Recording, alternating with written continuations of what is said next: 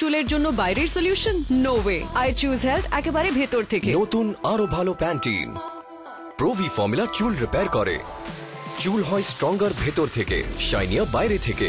আর এটা আমি পেয়েছি নতুন প্যান্টিনে। অ্যাকোয়াফিনা 7টি ধাপে পানিকে বিশুদ্ধ করে। পেপসিকো দিচ্ছে অ্যাকোয়াফিনার শুদ্ধতার গ্যারান্টি। বাংলাদেশে উৎপাদিত পেপসিকোর আন্তর্জাতিক ড্রিঙ্কিং ওয়াটার ব্র্যান্ড। আজ থেকে শুধু অ্যাকোয়াফিনা, কখনো যেন ভুলো না।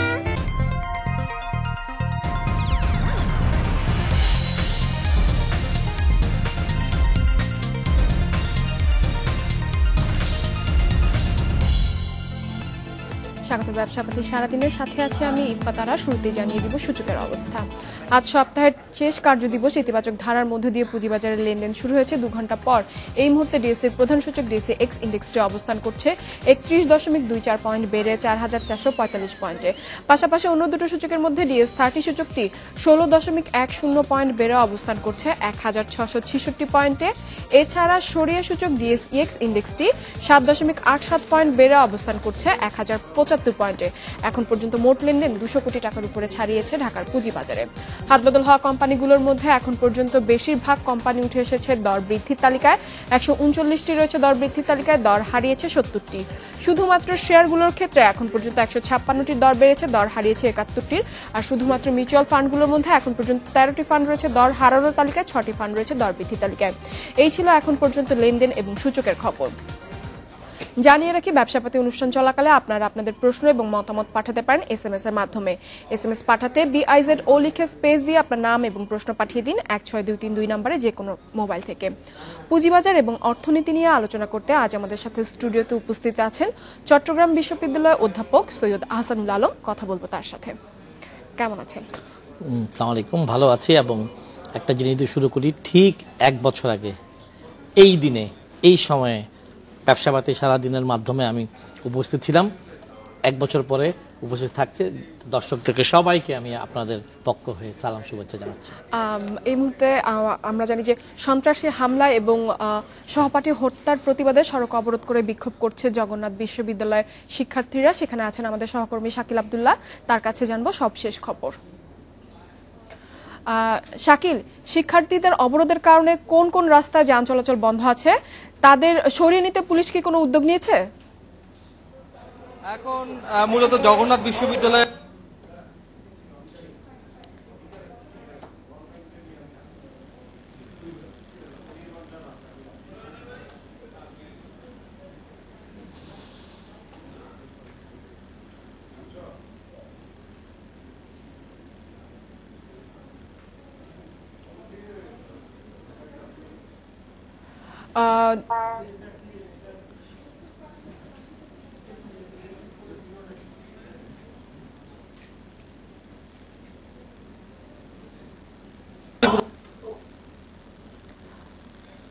দুঃখিত, যান্ত্রিক গোলযোগের কারণে আমরা সংযোগটি স্থাপন করতে ব্যর্থ হয়েছে। আমরা পুনরায় সংযোগ পাওয়া মাত্র আপনাদের নিয়ে যাব সেখানে।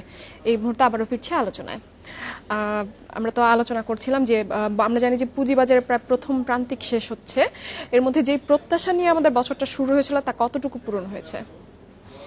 দেখুন, আমি মনে করি একটা জিনিসকে আপনার হাফ ফুল আর হাফ খালি দেখার সুযোগ আছে। আমাদের পুঁজিবাজার এখন আমি মনে করি যে আশানুরূপ জায়গায় না গেলেও এটা অত্যন্ত খুব একটা ভালো জায়গায় আছে। আমার কথার পক্ষে যুক্তি হচ্ছে, আমি সবসময় বলেছি যে মার্কেট ক্যাপিটালাইজেশন এখন যেভাবে আছে, যে সমস্ত কোম্পানিরা আছে তাদের যে পারফরমেন্স, ডিভিডেন্ড দেওয়ার যে প্রবণতা, কিছু কিছু কোম্পানির উপরে বিনিয়োগকারীদের আস্থা নেই, এই সমস্ত বিষয় এখনও কিছু ফাঁকি ফিরিস্তি আছে। সব কিছু মিলে 4475 এই যে আপনার এটা খুবই পজিটিভ।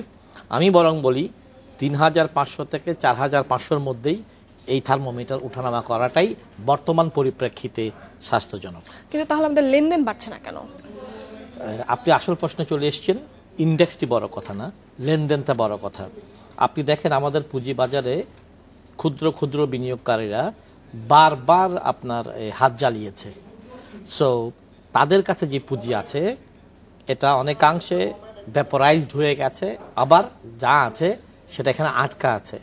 তাই ক্ষুদ্র বিনিয়োগকারীদের কাছ থেকে অনেক পুঁজি এখানে আসবে, এটা আশা করার কোনো কারণ নাই। আর বসন্তের কুকিল যারা বিদেশ থেকে এসে বা ইনস্টিটিউশনাল ইনভেস্টমেন্ট করেছে, তারা তাদের হিসাব মতো এসছে এবং হিসাব মতোই অনেক লাভ বা মোটামুটি লাভ নিয়ে সরে পড়েছে। তৃতীয়ত, জনগণের টাকা নিয়ে যেই ব্যাংকগুলো হয়েছে, জনগণের টাকা ওখানে আমানত রাখা হয়েছে এবং সেটা শিল্পায়নে যাবে। ব্যাংকের ওই এমডি ওই সমস্ত কি অপদার্থদেরকে আমি বলতে চাচ্ছি, ওরা তো ডাইরেক্টলি ফাইন্যান্স করবে আপনার এই এসএমই এমএমই শিল্পতে। ওরা এই জুয়ার বোর্ডের টাকাটা দিয়ে তারাও স্টাক হয়ে গেছে। তার মানে ব্যাংকগুলো তাদের টাকা বের করে আনতে পারছে না। তাই এখন যতই একটা ভালো একটা পজিটিভ থাক গিয়ে উৎফুল্ল পরিবেশ, তাই ফান্ডের অভাব হচ্ছে। এ ব্যাপারে আমি মাননীয় অর্থমন্ত্রীকে ডাইরেক্টলি বলছি যে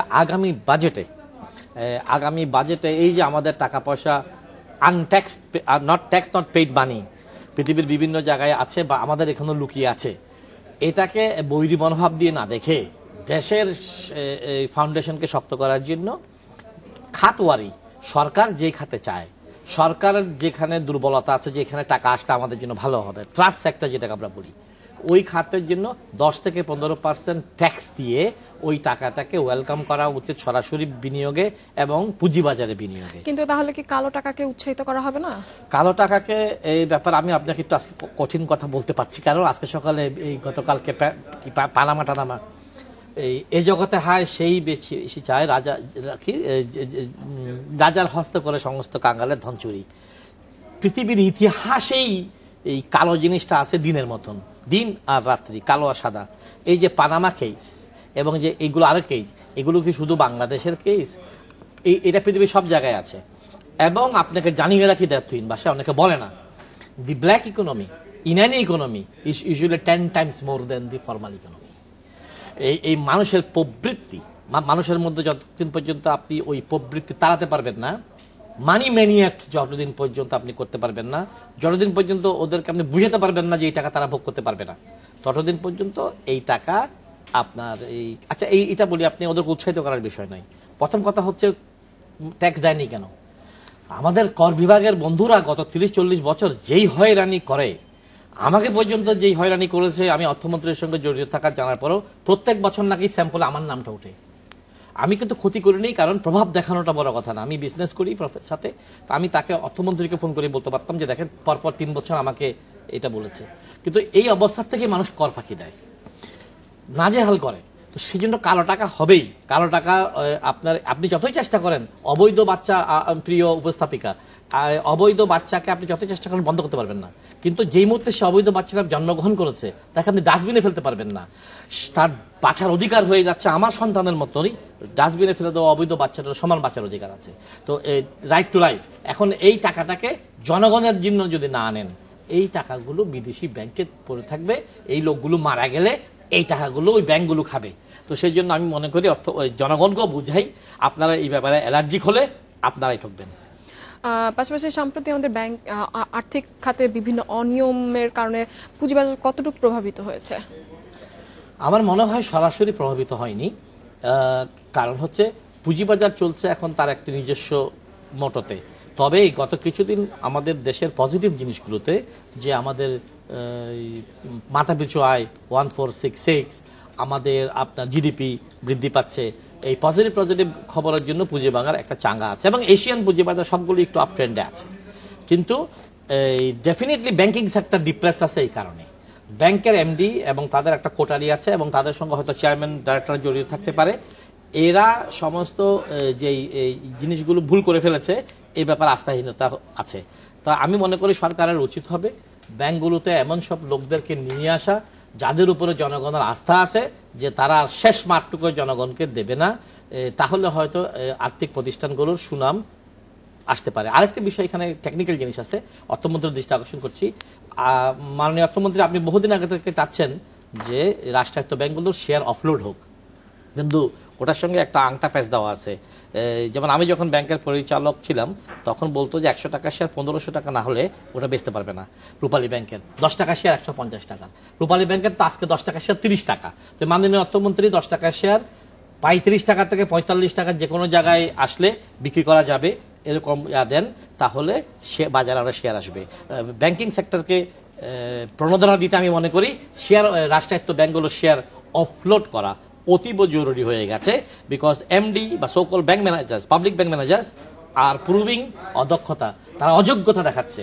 তাই ওই শেয়ারটা প্রাইভেট সেক্টরে দিলে আরো অ্যাকাউন্টেবিলিটি, আরো জবাবদিহিতা আসবে।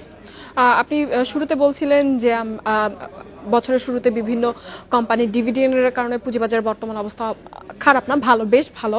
তো সেক্ষেত্রে আমি আপনার কাছে জানতে চাইবো, আমরা বিভিন্ন পত্রপত্রিকার পরিসংখ্যানে দেখেছি যে গত মাসে যে যতগুলো কোম্পানির ডিভিডেন্ড ঘোষণা করেছে তার মধ্যে ঘোষণার পরপরই 11টি প্রতিষ্ঠানেরই ডিভিডেন্ড ডিক্লেয়ার ঘোষণার পরপরই দর পতন ঘটেছে, সেই সাথে আমাদের সূচকেরও পতন ঘটেছে এবং লেনদেনেরও। তো এটাকে আপনি কিভাবে দেখবেন? এটাকে একদম খুব সহজ। যখন আপনি জানবেন যে একটি কোম্পানির ডিভিডেন্ড দেবে বা 10% অ্যাবাভ দেবে, তখন সবাই চেষ্টা করে বুক ক্লোজারের আগে শেয়ার কিনতে, এবং তাতে একটা বাইং প্রেশারের কারণে দামটা একটু উঠে। যে মতো বুক ক্লোজার হয়ে যায়, ডিভিডেন্ড ঘোষণা না হোক, সেই মতো আমি জানি যে ডিভিডেন্ডটা আমি পাচ্ছি, তখন আমি ওখান থেকে টাকাটা বের করে, কারণ মানুষ আবার জানে যে ডিভিডেন্ড দিয়ে দেওয়ার পরে এটার পতন হয়। এই ব্যাপারে একটি পলিসিগত ব্যাপার আপনাকে বলতে চাই। আমাদের অর্থমন্ত্রী এবং পুরো মন্ত্রণালয় এখন বুঝতে পেরেছে যে পাবলিক সেক্টরের অর্গানাইজেশনগুলো ডিভিডেন্ড দিতে হবে কাকে? তার মালিককে, মানে কি অর্থমন্ত্রী, মানে রাষ্ট্র। আমাদের পাবলিক সেক্টর এন্টারপ্রাইজগুলো কর দিচ্ছে, কর্পোরেট ট্যাক্স দিচ্ছে, কিন্তু মালিককে তারা কোনো আপনার ডিভিডেন্ড দিচ্ছে না। এই ব্যাপারে সরকার বলেছে যে তারা এদের সবার ডিভিডেন্ড হিসাব কিতাব প্রণয়ন প্রদানকে একটি গভর্নমেন্ট রেগুলেটরি আনবে। আমি অর্থমন্ত্রীকে এটাও বলছি, প্রাইভেট সেক্টরের ডিভিডেন্ড দেওয়ার ক্ষেত্রেও এখন ফাঁকি ফিরিস্তি আছে। অর্থাৎ আপনার তাদের যা কোম্পানিগুলোর যে লাভ হচ্ছে, তারা বিভিন্ন রকমের প্রভিশনস করে রাখছে, এই রিস্ক সেই রিস্ক প্রভিশনস করে লাভ কম দেখিয়ে ডিভিডেন্ড কম দিচ্ছে। তো আমি মনে করি এদেরকেও একটা রেগুলেটরি ফ্রেমওয়ার্কের মধ্যে আনা উচিত পারফরমেন্সের ভিত্তিতে। আমার কোম্পানি যদি 300% লাভ করে, আমি 12% ডিভিডেন্ড কেন দেবো? এটাই। সৈয়দ আহসানুল আলম, অর্থনীতি নিয়ে আপনার সাথে আরো আলোচনা করব, কিন্তু তার আগে নিব ছোট্ট একটি বিরতি। এরপর যে নিচ্ছে একটি বিরতি, সাথেই থাকুন।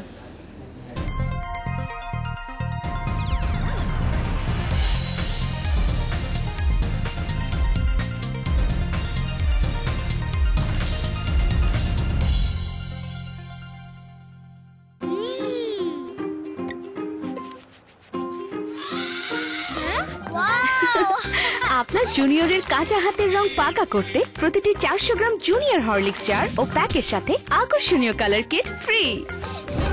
আজ ফেয়ার লাভলি চ্যালেঞ্জ করছে সারা পৃথিবীকে। দুবাই, সিঙ্গাপুর আর জাপানের কিছু বিখ্যাত ক্রিমকে চ্যালেঞ্জ করা যাক। মুখের এক পাশে ফেয়ার লাভলি এবং অন্য পাশে কিছু আন্তর্জাতিক ক্রিম, আর ফলাফল দুবাই, সিঙ্গাপুর এবং জাপানের ক্রিমের কাছে Fair Lovely unbeatable. Fair Lovely সারা পৃথিবীকে চ্যালেঞ্জ। ট্রুলি বিউটিফুল চুলের জন্য বাইরের solution? No way. I choose health একেবারে ভেতর থেকে। নতুন আরো ভালো প্যান্টিন প্রোভি ফর্মুলা চুল রিপেয়ার করে। চুল হয় স্ট্রঙ্গার ভেতর থেকে, শাইনিয়া বাইরে থেকে। আর এটা আমি পেয়েছি নতুন প্যান্টিনে।